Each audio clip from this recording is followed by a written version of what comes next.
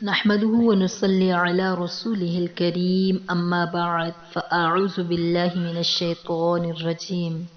بسم الله الرحمن الرحيم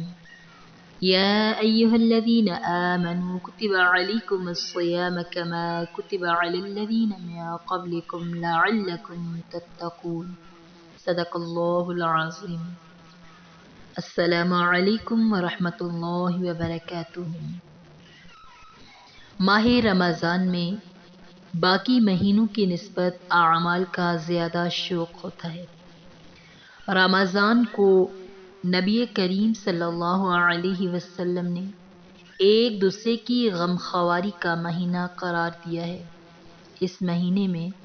آپ صلی اللہ علیہ وسلم صدقہ اور خیرات بہت کثرت سے کیا کرتے تھے، اس لیے رمضان میں ہمیں بھی صدقہ خیرات، دوسروں کی ہمدردی اور ایک دوسرے کی معاونت کا خصوصی اہتمام کرنا چاہیے۔ یہ مہینہ صلح اور صفائی کا ہے، لہذا اس میں جھگڑوں سے اجتناب کا بھی خاص حکم دیا گیا ہے۔ انسان کسی کا خالق اور مالک نہیں، وہ کسی کی مخلوق ہے۔ اس کا مقصد زندگی ہی یہ ہے وہ کسی کی بندگی کرے،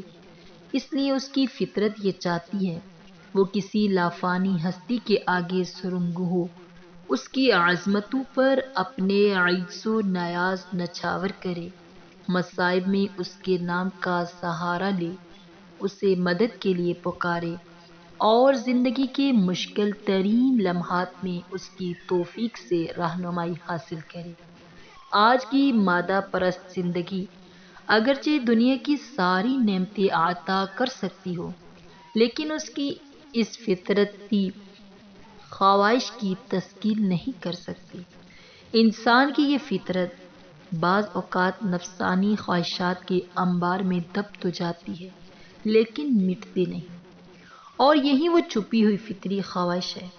جو اسے کیف و نشاط کے سارے وسائل مل جانے کے باوجود آرام نہیں لینے دیتی، اور بعض اوقات اس کی زندگی کو اجیرن بنا کر چھوڑتی ہے۔ یوں زندگی گزار رہے ہیں تیرے بغیر، جیسے کوئی گناہ کیے جا رہے ہوں۔ اسلام کی تعلیمات میں عبادات کا شعبہ اسی مقصد کے لیے رکھا گیا ہے۔ اگر ان پر ٹھیک ٹھیک عمل کر لیا جائے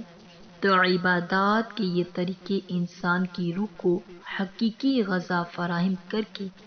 اللہ تعالی کے ساتھ اس کے رشتے کو مضبوط اور مستحکم بناتی ہے، اور جسم اور روح کے تقاضوں میں توازن پیدا کر کے انسان کو ایک ایسے نقطۂ اعتدال تک پہنچاتے ہیں جو در حقیقت سکون اور اطمینان کا دوسرا نام ہے۔ قرآن مجید کا ارشاد ہے، الا بذکر اللہ تطمئن القلوب، یاد رکھو اللہ ہی کے ذکر سے دلوں کو اطمینان نصیب ہوتا ہے۔ رمضان کا مقدس مہینہ ہر سال اس لیے آتا ہے کہ سال کے 11 مہینے انسان اپنی مادی مصروفیات میں اتنا منہمک رہتا ہے کہ وہی مصروفیات اس کی توجہ کا مرکز بن جاتی ہیں اور اس کے دل پر روحانی اعمال سے غفلت کے پردے پڑنے لگتے ہیں۔ عام دنوں کا حال یہ ہے کہ 24 گھنٹوں میں جسمانی غذا کی مقدار کم کر روحانی غذا میں اضافہ کر دیں اور اپنے جسمانی سفر کی رفتار ذرا دھیمی کر کے روحانی سفر کی رفتار بڑھا دیں، اور ایک مرتبہ پھر دونوں کا توازن درست کر کے اس نقطۂ اعتدال پر آ جائے جو اس زندگی کی سب سے بڑی نعمت ہے۔ اور اگر ذرا غور سے دیکھیں تو اسی نقطۂ اعتدال پر پہنچنے کی مسرت ہے جس کا جشن عید الفطر کی صورت میں مقرر کیا گیا ہے۔ لہٰذا رمضان المبارک صرف روزے اور تراویح ہی کا نام نہیں ہے، بلکہ اس کا صحیح فائدہ اٹھانے کے لیے ضروری ہے کہ انسان اس مہینے میں نفلی عبادات کی طرف بھی خصوصی توجہ دے، اور کسی کی حق تلفی کیے بغیر ہی اگر اپنے اوقات کو مادی مصروفیات سے فارغ کر سکتا ہے تو انہیں فارغ کر کے زیادہ سے زیادہ نوافل، تلاوت اور ذکر و تسبیح میں صرف کرے۔ کسی کی حق تلفی کیے بغیر میں نے اس لیے کہا کہ اگر کوئی شخص کہیں ملازم ہے تو ڈیوٹی کے اوقات میں اپنے فرائض منصبی چھوڑ کر نفلی عبادات میں مشغول ہونا یہ شرعاً جائز نہیں ہے۔ البتہ اگر اس کے پاس اپنے فرائض منصبی سے متعلق کوئی کام نہیں ہے اور وہ خالی بیٹھا ہوا ہے تو بات دوسری ہے، لیکن آپ اپنی ڈیوٹی کے اوقات چھوڑ کر آپ نفلی عبادت میں مشغول نہیں ہو سکتے،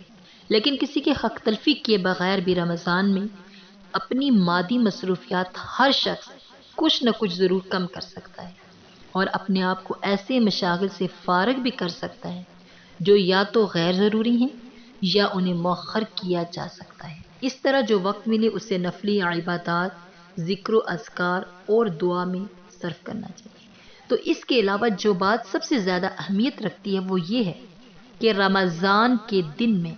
انسان جب روزے کی حالت میں ہوتا ہے تو وہ کھانا پینا چھوڑ دیتا ہے، یعنی اللہ تعالی کی بندگی کے تقاضے کے پیش نظر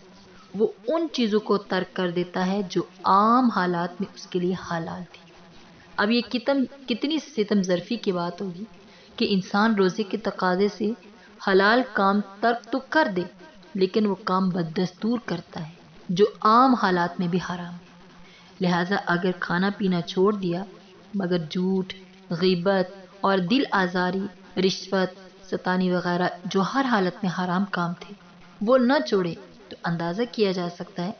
کہ ایسا روزہ انسان کی روحانی ترقی میں کتنا مددگار ہو سکتا ہے۔ تو لہٰذا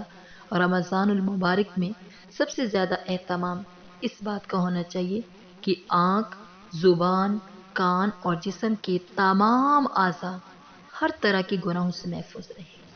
اپنے آپ کو اس بات کا عادی بنایا جائے کہ کوئی قدم اللہ تعالیٰ کی نافرمانی میں نہ اٹھے۔ رمضان کو حضرت صلی اللہ علیہ وسلم نے ایک دوسرے کی غم خواری کا مہینہ قرار دیا ہے۔ اس مہینے میں آپ صلی اللہ علیہ وسلم صدقہ و خیرات بہت کثرت سے کیا کرتے تھے، اس لیے رمضان میں ہمیں بھی صدقہ خیرات، دوسروں کی ہمدردی اور ایک دوسرے کی معاونت کا خصوصی اہتمام کرنا چاہیے۔ یہ صلح و صفائی کا مہینہ ہے، لہٰذا اس میں جھگڑوں سے اجتناب کا بھی خاص حکم دیا گیا ہے۔ حضرت صلی اللہ علیہ وسلم کا ارشاد ہے،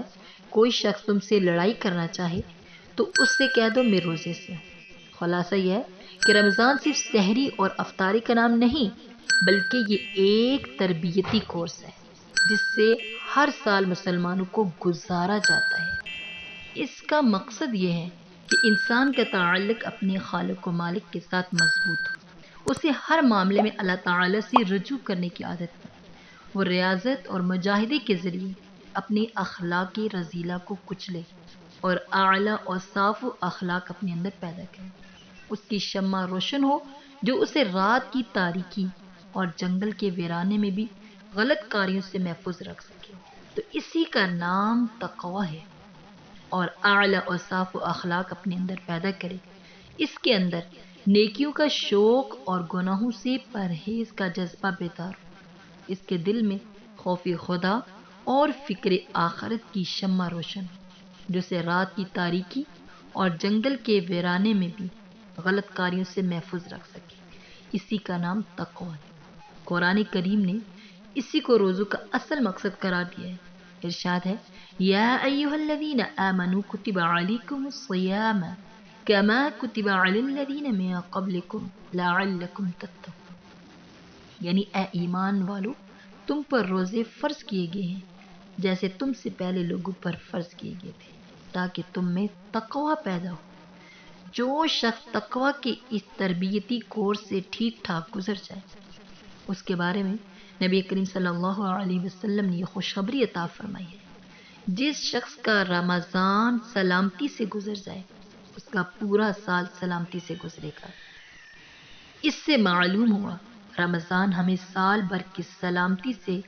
ہمکنار کرنے کے لیے آیا ہے، بشرطے کہ ہم سلامتی چاہتی ہوں اور یہ سلامتی حاصل کرنے کے لیے اس ماہ مقدس کا استقبال اور اعزاز کر سکیں۔ اللہ تعالی ہمیں اس کی توفیق عطا فرمائے تاکہ ہم رمضان المبارک کو جس طرح اس کا حق ہے اس طرح حق پورا کرنے کی توفیق دے۔ آمین ثم آمین۔